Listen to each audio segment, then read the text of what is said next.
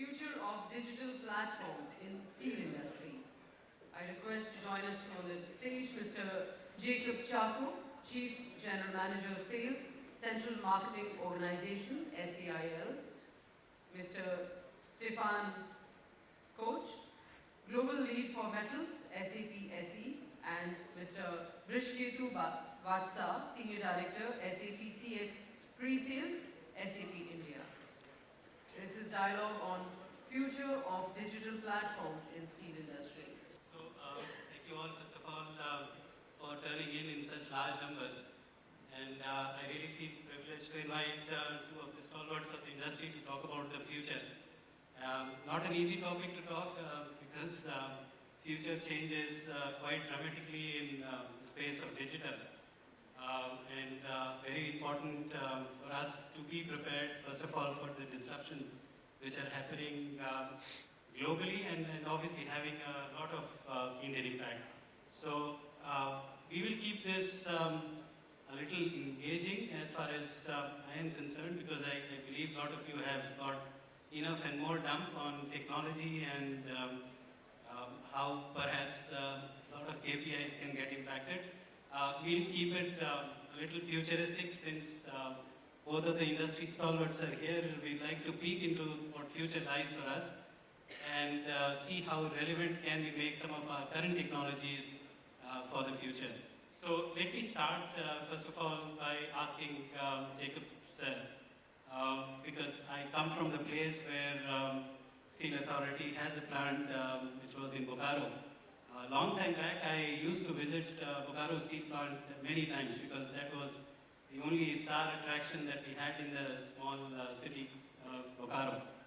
Not sure how many of you have actually gone to the steel plant, but as a young kid, the only interesting part that we felt about was how the blast furnace used to look like, and then the hot rolling used to happen of the metal sheet. But coming very specifically on customer experiences, I mean, you would have somebody as a customer of you may not know anything about steel. And then, of course, there are businesses running as an output and as a raw material coming out of steel plants. So when you think about your customers and their engagement with you, how do you see that transformation? I mean, of course, you have seen a lot of generations of customers come and go, but what are few areas, few topics of interest that you would like to share with the audience on how some of these experiences have changed over a period of time, and what kind of transformations have you thought about when it comes to experience? Yeah, Brishketu, that's a good question which you just posed. In fact, with your experience of seeing Bokaro almost maybe a decade back, or 10 years back. So things have changed in the past 15, 20 years. In fact, the customers have become more expectful. What does the customer want? Primarily, it's service in time, the delivery schedule, what they want, we wanted to commit to them. And the experience, basically it's more of an experience. The engagement, the customer engagement process. If the customer engagement process is successful and is good and is satisfied, he gets it from other customers, you know.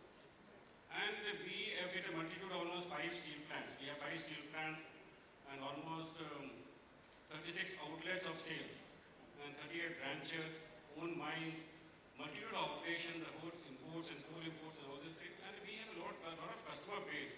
We have almost 5,000 plus of customer base. Handling 5,000 customer base needs more of an integration in the system also. Yeah. And fortunately, thanks to SAP, in fact, we had associated SAP the last 16, 17 years. That was a good platform we used for integrating these customers with the plant. In fact, we are able to forecast their demand. We are able to forecast what they require in terms of quality, the price, and all these forecasting methods are there. So that's really helped us. Integrating that with a plan-based system, today we are totally on separate platforms. Right now, presently, we have 7 instances working in all the steel plants separate, and the marketing setup is separate. Yeah. Using S4HANA, we will integrate all these things. That's one part of it. But presently, the customer experience is using our CRM portal. In fact, today, we have a portal where all these customers can get engaged with SAP. They can see the order position, when the order is going to be supplied. They can print their own documents, in fact. They can print order certificates. Entire things they can do sitting at home. Sitting at home, they can't need not do anything. So that's the luxury they have today. It's like Amazon will be getting shopped by you. It's an Amazon experience. The only thing is that indenting takes place, it's a tough material. It's not like $2 billion here. The indenting has to take place in a system, but otherwise every experience post indenting is you can sit at home and enjoy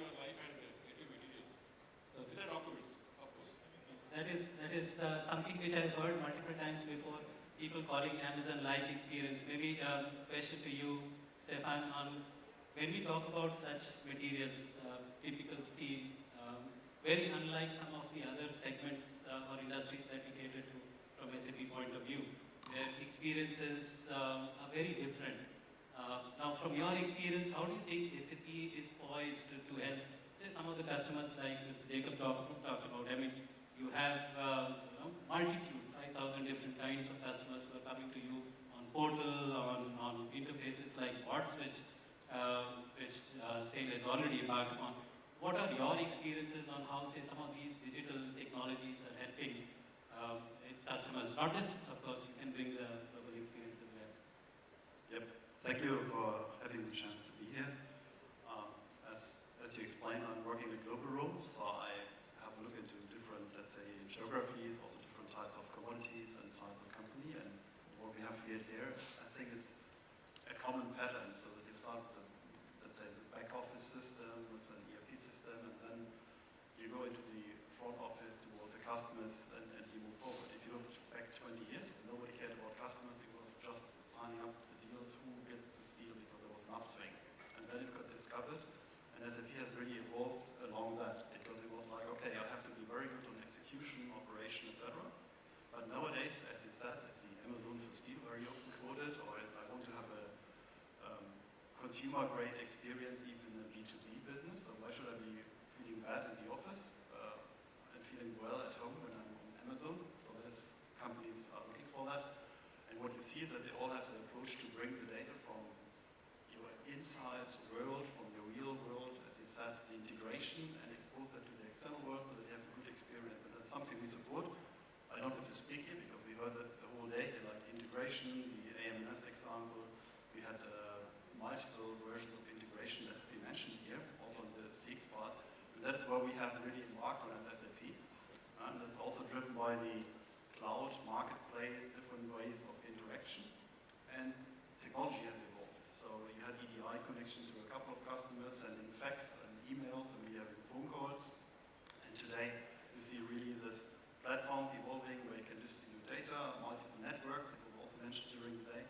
And that is something where we embark at SAP on multiple directions to support end-to-end, because it's not like having, there's a place, a website, you go on the website and you find a product, it's everything around that, it's shipment, the delivery, you want to track that, you want to see where the truck is, I think it was also mentioned by MS.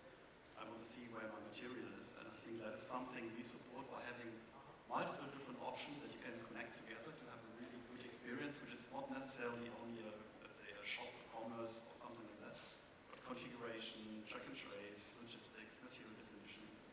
So all of that comes together, and then I think you have a good experience for the customer. And that's taken up, obviously, then also by the customer group, because every group is different. As you mentioned, different plants, but also the customer groups are very different. Omnichannel business, multiple directions. Yeah, no, perfect, Stefan. I think there are clear two areas which I can obviously infer from what Stefan you mentioned. Going beyond, I would rather call the so-called Amazon experience, because it's obviously materials and goods which require an end-to-end processing, which is the entire production and then the actual shipment right to the site where consumption has to happen. Now, when we think about this entire processing and looking at the scale of customers that we are catering to, say 5,000 different customers, all of them experiencing or wanting to experience so-called personalized experiences. I know we all know steel as an industry, it's a little difficult to personalize some of these experiences or meet some of these demands of customers who are asking for specific material, metal. How has this experience been for SAIL in terms of meeting some of these personalized experiences from customers and obviously meeting the plethora of customers that you're catering to? Again, I talk about the same thing.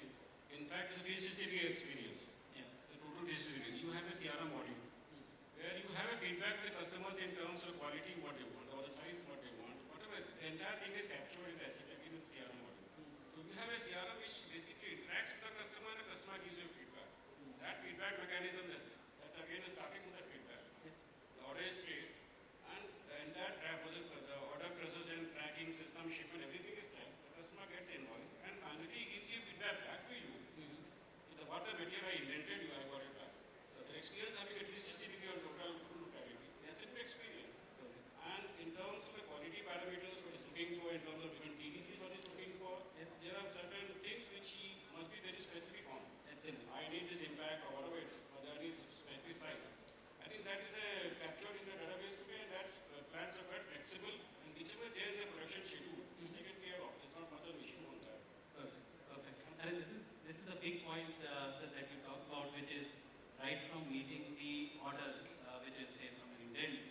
to the entire ordering and then the... And back a feedback back on the Okay. performance, entire performance is being captured back on the system. Yeah. Again, you started something different, very different, brother. In fact, we have some mega customers, giving almost close to 2 lakh tons per annum. Yeah. We are trying to push the historical data, analytics part of it, to back to the customer and make it, the customer can pick and choose. This is the thing I want. Just like Amazon can experience. I sitting at home, my customer sitting at home, we can pick and choose. This is the thing I want for next month. Yeah. Yeah. We are throwing and pushing the data back to him, Yeah. and he can pick and choose. Yeah. So it's almost like replenishment and Yeah, exactly. Yes, exactly. perfect. Stefan, something to add on this side because as SAP, I know we have MMMC as an example that we've spoken earlier, but it obviously takes a lot to give this kind of an experience, which is right from demand capture to actual fulfillment and shipment. So something to add, and of course there is a lot Maybe to some examples of that one. So I think this morning we already have seen the circle with the AI advancements of SAP, so where you can generate certain content, and these are things going exactly in that direction. So to make use of past data, to read them, maybe also to connect customer data, maybe to region, to certain programs. We have seen, I know a customer who looked into, I think, satellite photos to see where there's a new area coming up for a home building, and then trying to find out, okay, who is maybe my customer in the region, because there's a new property that is going for a home building. So we see customers taking different routes to identify where's the demand. So coming from the past with existing customers, but they all look also into, okay, what might be new customers, how to attract them, how to show them, how to find them. So there's also cross-selling with existing customers, like he has purchased this product, then I can learn, okay, he might also use that product because all other customers are also asking for that product, or I can charge a higher price. He's not experienced in that segment, so it also goes in the, let's say, bringing up the margin. And so this intelligence we also have. It's the experience, so if you put up a commerce shop, it's different by company. Everybody wants to have a different, let's say, appearance and being very intimate to the customer base. That can be also personalized, so when you log on, that you see, okay, it's my data, as you said, it's my cockpit, you see the past orders, maybe just repeat them, it's very convenient. So we see that all over the place, and what's also coming in then is that you partially involve that into a marketplace, that you say, okay, I take on board, I'm selling the plates, I'm also selling the welding wire and whatever tools and gloves and so on, so to make it bigger beyond my product portfolio. Because that's very specific, not everybody's doing that. And so if you have a big automotive company, you will not sell via a marketplace or like a web shop. But if you're in that one-to-many and a lot of changing customers, so there are a lot of opportunities, and everybody finds its own way, so it's very interesting to see the different ways, and also the teaming up then with logistics companies to offering maybe the shipments, financing, so it becomes a whole universe at the moment. I just supplement to what I said. It's more of transparency also. So I'm completely transparent. My system speaks for myself. Yeah. Like the system speaks. Yeah. There's no human intervention in any of these activities. It's all human machine driven. Yeah. There's more of transparency. Absolutely. Customers also happy in that sense.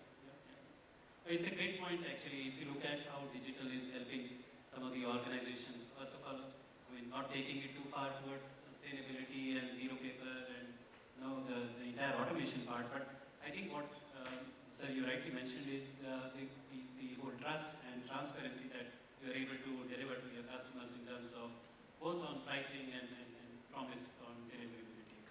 That's a great point.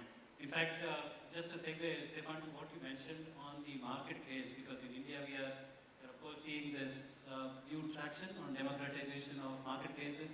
I think all of you must have heard how ONDC is operating, and the latest news, of course, is that it's going to cross over about 100,000 orders per day. So this is a new phenomena which is coming up. I believe SAIL as an organization would of course be aware of how ONDC and participation in ONDC is concerned. So any of these thoughts on how disruption of, say, ONDC is going to happen in terms of, are you going to change your product offering to market, or you are going to have a marketplace approach where you are selling both products and services as bundles on some of these marketplaces? Any of those thoughts? Any product, whatever you sell, has to be services. Yeah. Today, services are the most important criteria for any customer, be it a steel or be it a small toothpaste. The feel what you have your customer when he takes the material. It's more of a service.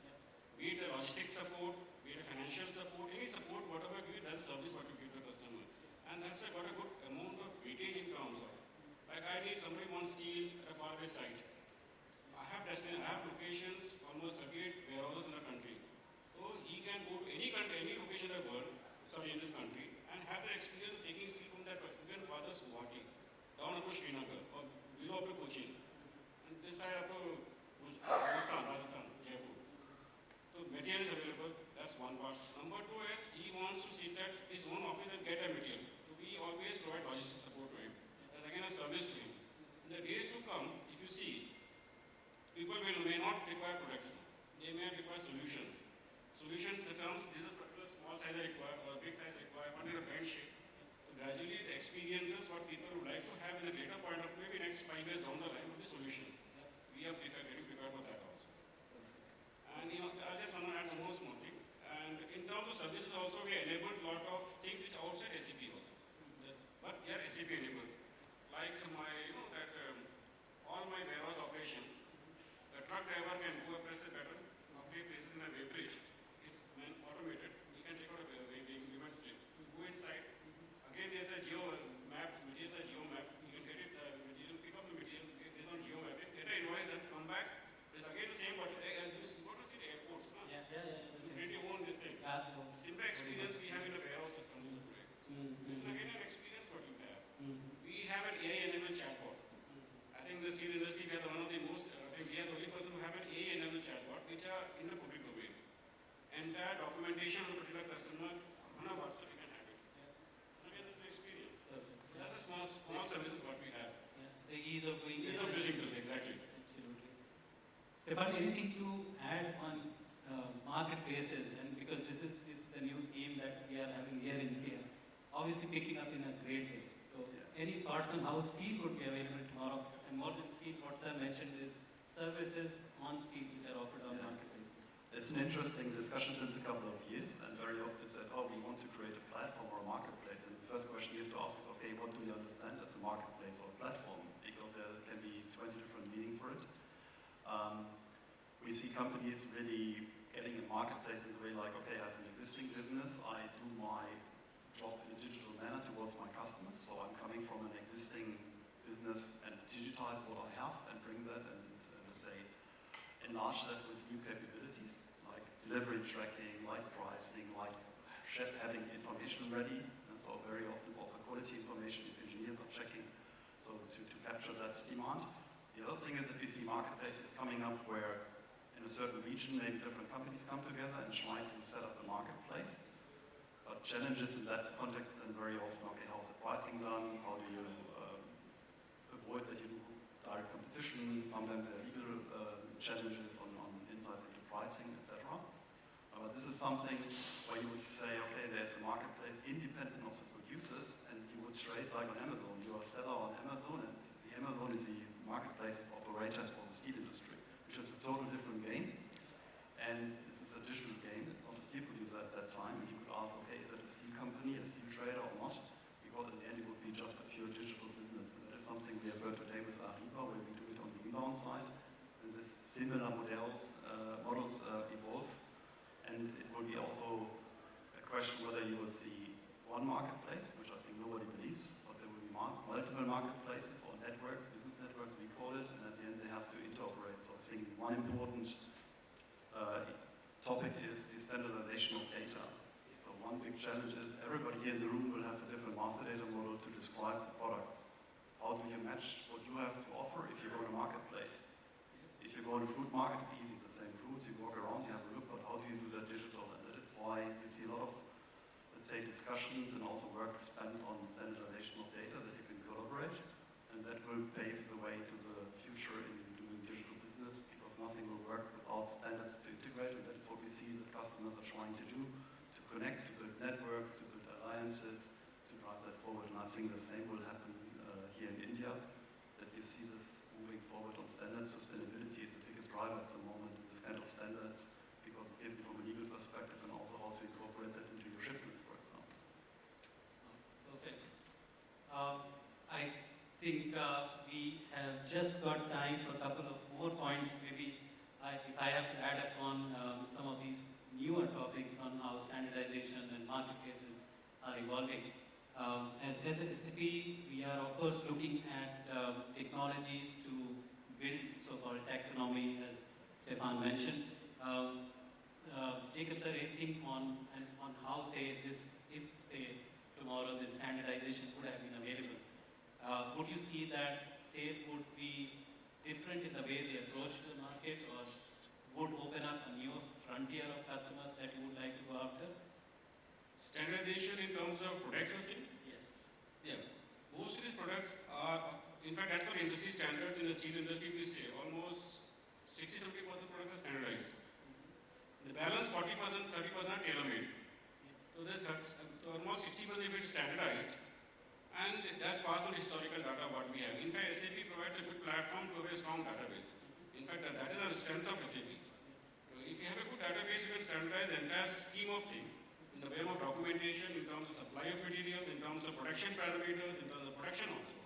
The balance 60, 65, 20, 35% of tailor-made materials, I think that's quite low a number and which can always be done. But in the days to come, people would like to avoid wastages. So tailor-made material may take a bigger jump, bigger pie the entire kitty, and the standardization may slightly go lower. It's all depend on end-use product. If the end-use is not standardized, then it's okay. But if it is standardized, people will be looking for standardized material only. Like we are mostly into what? We are mostly into long and flat both. And entire kitty of flat is mostly standardized except maybe around 10-20%. Long again is primarily standardized because it's more of rebar and rails. Rails with Indian Railways again is standardized product. It's more of a standardized product only for us. Not much of this thing, but 20-30% would be there, which are floating types. So Stefan, anything you may want to add in, say, so of course standardized products and make to order and make to stock, those discussions keep on happening. How do you see these small lots coming up and the retail verticalization of steel, I may call that? Any thoughts on those directions? Yeah, I think it's growing. So one thing is that you have the existing business with the OEMs, etc., where there are thousands of tons that you ship over a period of time for a certain car model or whatever. So it's pretty clear what you have to deal with. But this little announce and that little request, this is a headache, or this is also the opportunity for the companies. And that is why you need the solutions like we have heard today about advanced bearing configuration, CPQ, how do you configure that material, how can you become very fast and integrated and have it ready. We're running an advisory council for metals, and we had once a discussion of the water dressing, which is a typical topic in the industry. And there was one member saying, hey, our goal is in 15 minutes we want to create a new material. Is there somebody calling or asking for it? In 15 minutes I want to create a material. That is the aspiration, they don't have it. But the complexity is then coming because you have technical rules, you have commercial rules, you have shipments and so on. And this is why everybody looking into this kind of, okay, integrating the data, having a standard model, have it also exposed to the external world, because you have to communicate maybe to a transportation company. It doesn't help that you have something on your own and every time you're doing something different. And that is why at the moment a lot of discussions are around how to deploy feature functions in an integrated manner. So coming from the S4 system, where we have a new ATP check, for example, built in, use that one, then jump maybe into some planning when you say, okay, coming from production, you might want to check for logistic capacities. We had something on pricing. You might have a technical capability. Gaurav was talking about alloys. So there are a lot of dimensions that you have to check and to integrate this. This is a real big opportunity, but also a little bit of a headache. And the standard is not that I don't say you have standard in the industry, you have the great for sure, but how to get the data models in the standard. That is the biggest challenge at the moment. I think on the retail portion you just mentioned. In fact, retail is the future. You also said it rightly. Retail is the future for any industry. The future is retail. In fact, we do have also a lot of investments in retail market. In fact, we have almost close to 4,500 dealers across the country. They're retail markets, And almost we are trying to expand the retail scope. Presently, it's only rebar is going to the retail market, but gradually the scope will increase. And we are also using IT in the retail market. In terms of we are going for demand sensing. It's separate. Every location may not be mapped with what we know. And we don't have manpower exactly across the country also. So we have used a more for demand sensing. We can all geo-map, satellite mapping and all these things, we are going to use it. And so that demand can be sensed in a particular location. And that's a proper retail market what we have, and where nobody has gone rather at it. And too much of presence may not be there. We will try to approach those markets and make our presence felt over there also. It's more of spreading our baskets and markets. As clock says, time's up. I think a lot of interesting discussion and topics that came across. One was, of course, retail verticalization and retailization of steel, as we may call, is an area definitely of great interest to us from the digital part. There is ONDC and the impact of ONDC, which we'll have to wait and watch how things evolve in terms of sell of products and services on the digital marketplaces. I think those are the two highlights which I take away from our conversation, sirs, and thank you very much for joining in this short conversation. There is a lot that we can discuss offline, and anyone who wants to hear more on future of digital in steel, please do interact with the gentleman right next to me. Thank you very much for your time. Thank you, Shikar. Thank you, Stefan.